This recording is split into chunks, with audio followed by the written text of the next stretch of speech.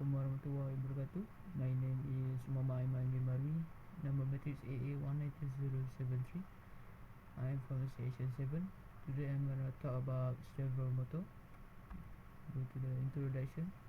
The definition of a servo motor is a rotary actuator or a motor that allows for a precise control in terms of angular position, acceleration, and velocity.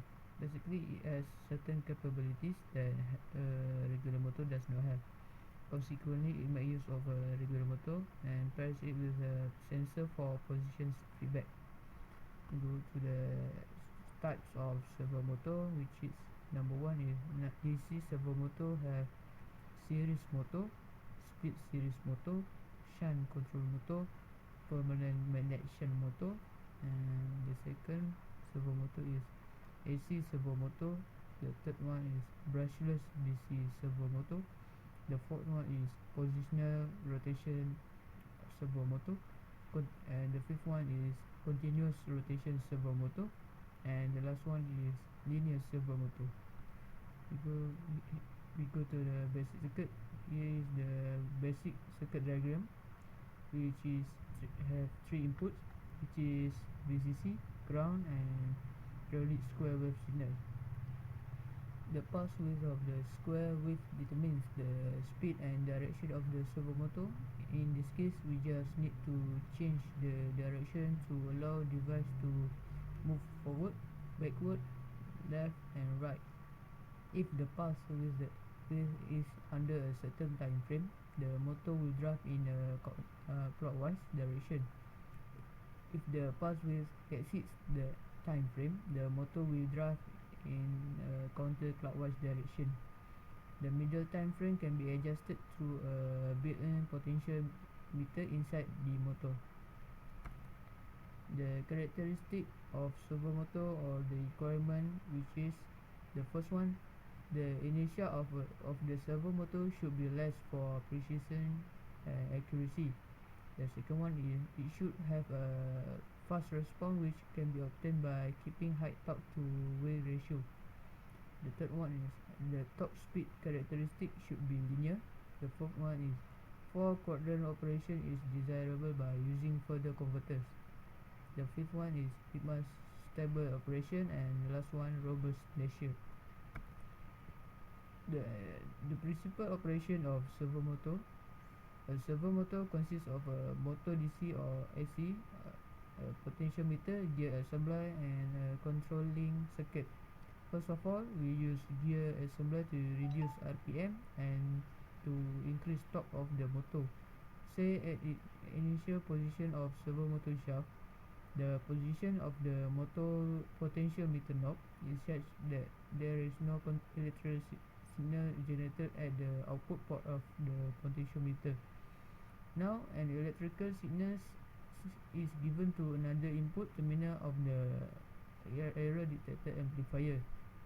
Now the difference between these two signals, one comes from potentiometer and another from other sources, will be processed in feedback mechanism, and output will be provided in terms of error signal.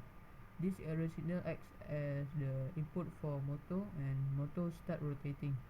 Now motor shaft is connected with the potentiometer, and the motor rotates, so the potentiometer will generate a signal.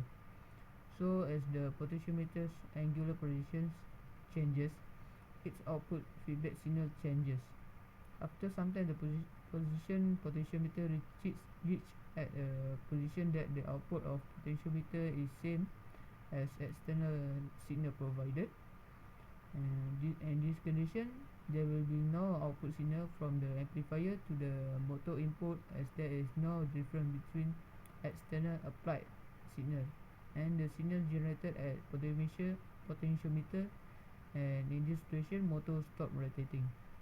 We go to the application of servo motor. The first one is we can use it in robotics, which is at every joint of robot we connect the servo motor. We will giving the robot arm its precise angle.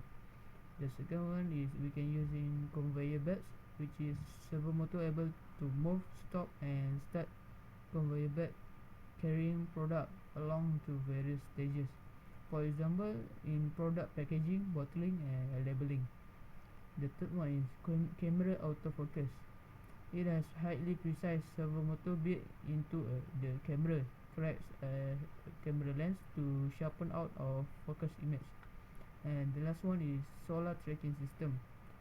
Servo motor adjusts the angle of solar panel throughout the day, and hence each panel continues to face the sun, which result in harnessing maximum energy from sun up to sundown.